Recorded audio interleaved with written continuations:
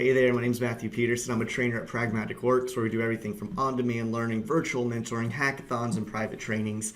And for this week's video, I want to bring you a Power BI video using bookmarks. Whether you've used them in the past or you don't know about them, I think this video is going to be useful to you. So the whole idea of what a bookmark does is it shows a different view of your report page to your end user. Whether you want them to, with a click of a button, see all of your visuals at the table level, or maybe you want them all at the chart level, or whatever it might be. But for this scenario, what we're going to do is we're going to show a bookmark for our end users that give them tips about how to interact with the report. Because oftentimes we'll make a report, things are picture perfect and beautiful, we know how to use that report, but our end user might not have Power BI experience. They're strictly the consumers of the report.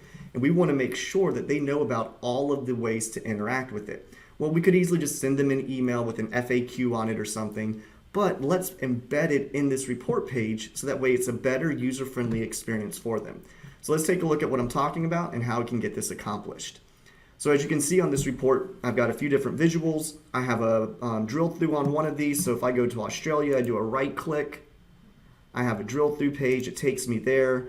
All of my visuals are filtered down just through Australia. I can come back, go back to the regular page, but my end user might not know about how to get to a drill through page. Or they might not know that when you hover over the funnel icon, it tells you what filters are affecting your slicer. Or if I've added this personalized visuals features that they can personalize the visual once I publish. So what I've done is I've made a nice little PowerPoint slide that has all that information for them. And I've just taken a screenshot of it and I want to embed it right here within the report and then use that as a bookmark. So here's how we're going to set this up. The first thing that we're going to need to do with this is I'm going to put in that information. So I'm going to insert, I'm going to go to that image where I've made my bookmarks tip. And I'm going to take it up the entire screen. And you can see I've got quite a lot of information for my end user here. Then after they see this bookmark, I have to have the end goal in mind. I'm going to have a way for them to click a button for this bookmark to go away and go back to the original view. So I'm going to put in one more image here. I'm going to use a nice little close icon. And then over here, just resize it. Looks pretty good. It looks pretty good. I can almost set the bookmark up, except if you notice at the top, I've got these extra titles that were coming through from my visuals that are behind here. So this is where I would come over to the view ribbon and I'd use the selection pane. And on the selection pane, you're allowed to hide individual objects. So really for this bookmark, I only want them to see the two images I brought in, the X icon and the PowerPoint slide there. So I'm going to hide everything else.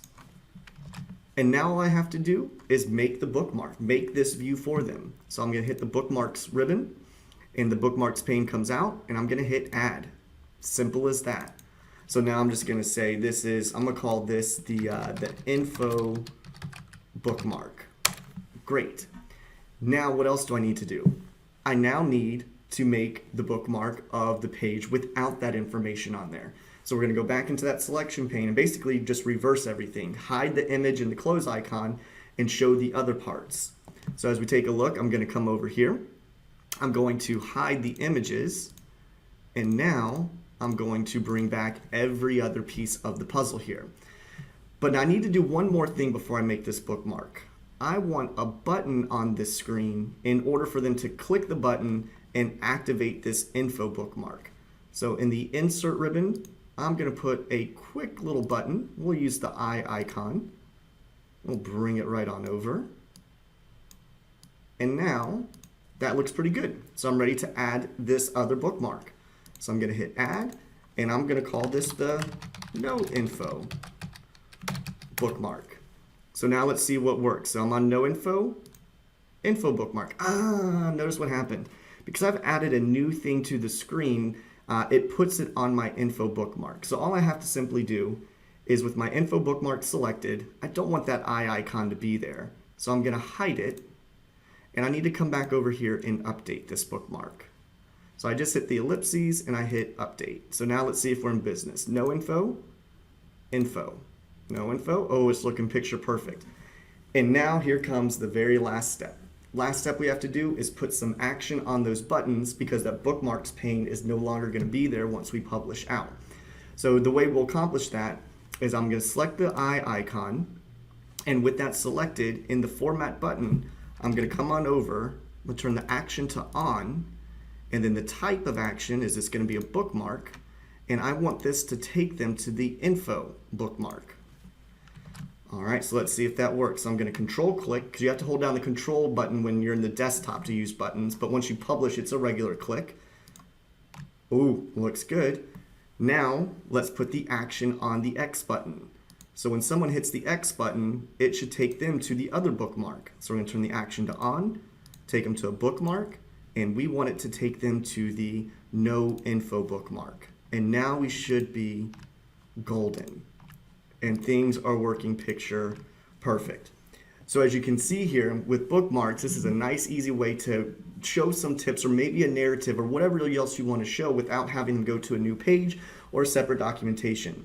You also can use this by setting up a filter selection. You can make a separate image within Power BI on your page and put in like a rectangle and put your slicers on that rectangle and hide everything else but the slicers.